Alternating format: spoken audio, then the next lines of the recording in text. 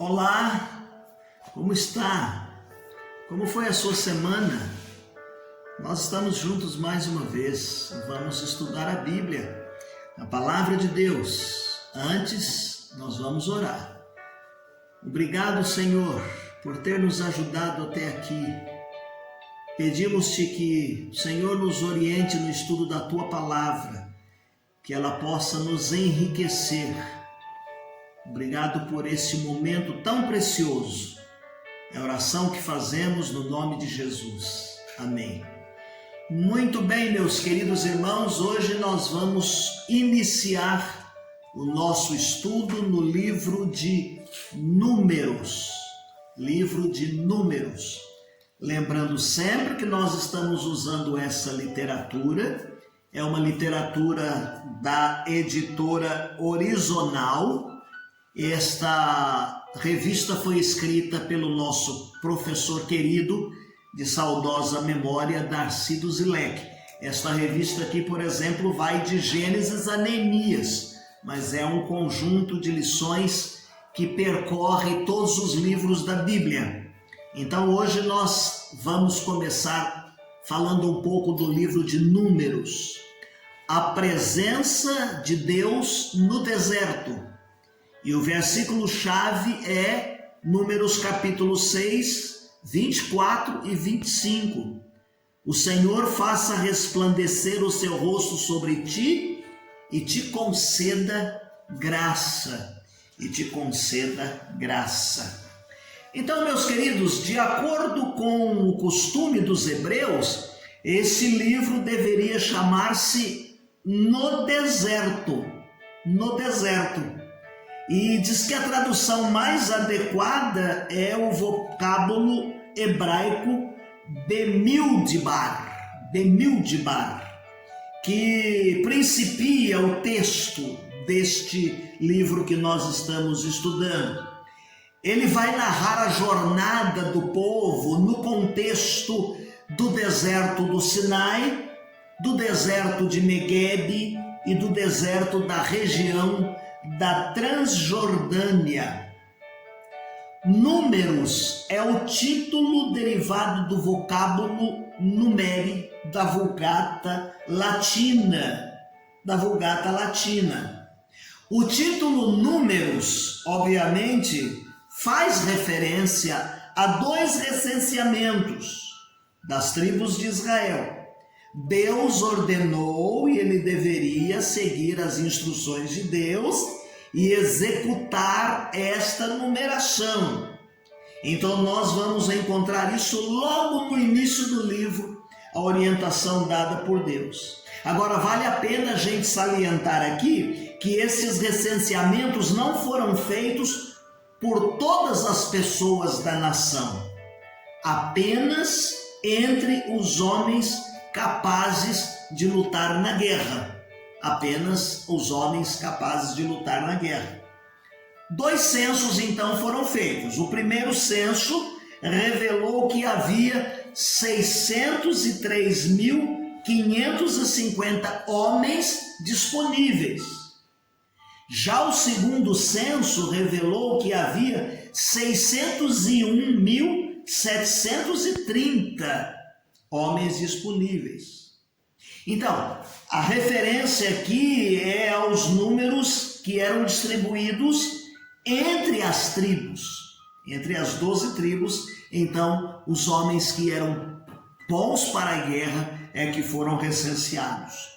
O primeiro censo foi realizado no segundo ano depois que eles saíram da terra do Egito. 2 anos depois da saída da terra do Egito, então foi feito o primeiro censo, 603.000.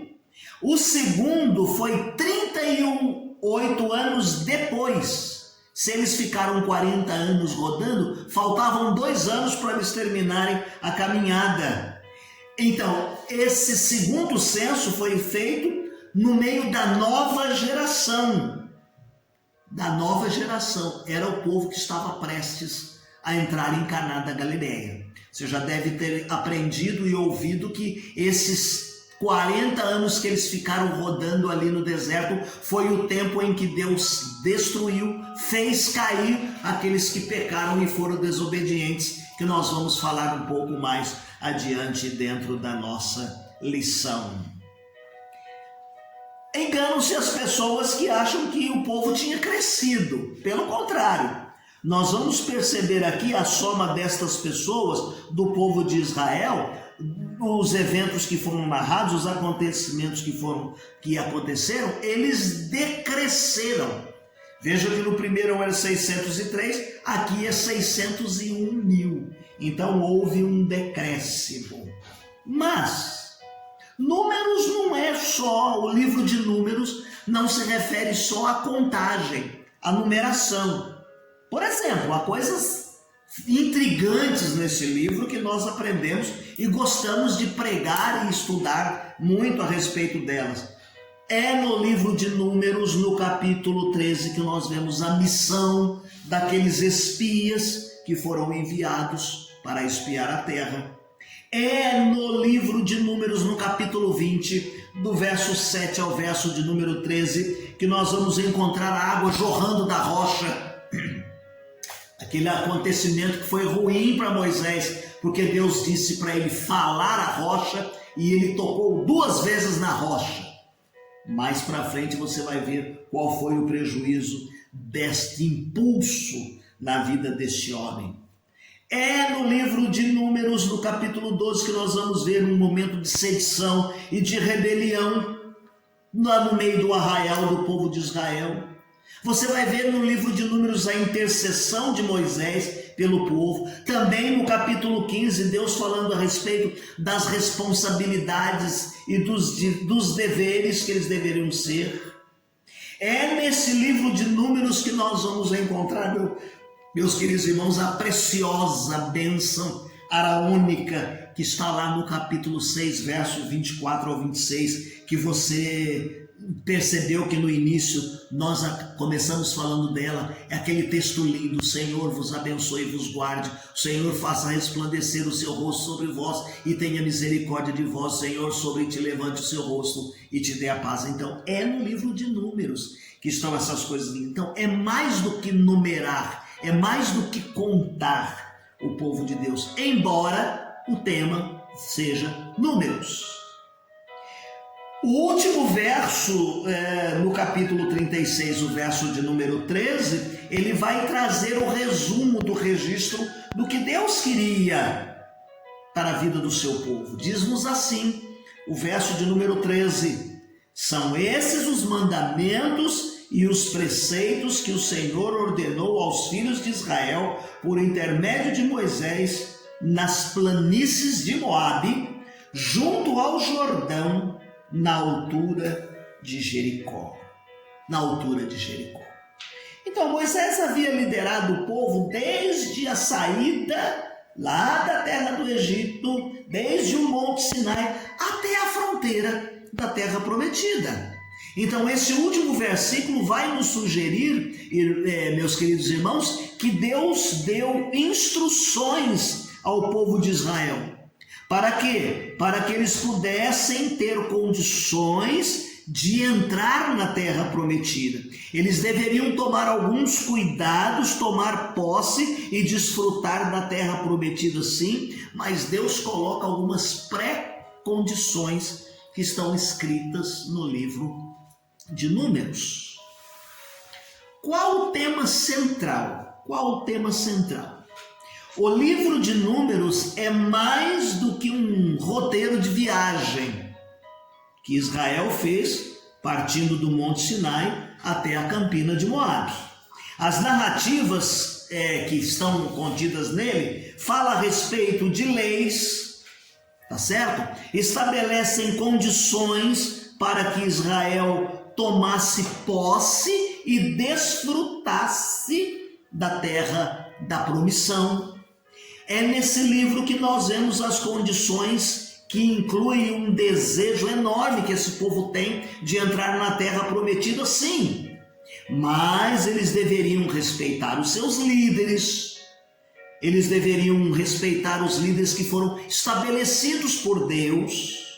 Eles deveriam ter a preocupação em manter a santidade. Isso ficou muito patente no livro de Êxodo. Deus chama o povo à santidade em todo momento, porque eles eram o povo do pacto, e esse pacto não poderia ser esquecido, mesmo na terra da promessa.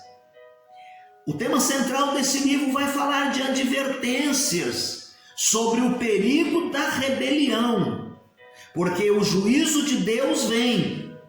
O juízo de Deus vem sobre o pecado, e este povo precisa caminhar segundo o coração de Deus. Então, para isso tudo é que eles estão sendo preparados para atingir o objetivo quando tomassem posse da terra. O livro de Números, ele vai documentar o fato de que quando o povo de Deus se mantinha fiel às condições da aliança, tudo ia bem. Ia bem com eles, iam bem nas viagens, ia bem com as pessoas. Entretanto, o livro vai deixar bem claro que quando eles desobedeciam, eles pagavam o preço da rebelião. Derrotas, atraso na jornada, morte entre eles enquanto estavam no deserto. Por exemplo, quando nós olhamos aquele acontecimento de Cades Barneia, eles falharam muito, a nação falhou muito, eles tiveram que peregrinar muitos anos e muito tempo, porque Deus fez com que os murmuradores, os incrédulos, morressem nestas caminhadas. Alguém descreveu esse acontecimento depois de Cades Barneia como sendo o cortejo peregrino, como a mais longa marcha funeral da história. Somente Josué e Calebe, daquela geração que saíram de lá, está no capítulo 14, o verso de número 6, receberam a permissão para entrar em Canaã. Por quê? Porque eles confiaram em Deus e se opuseram à decisão do restante da nação.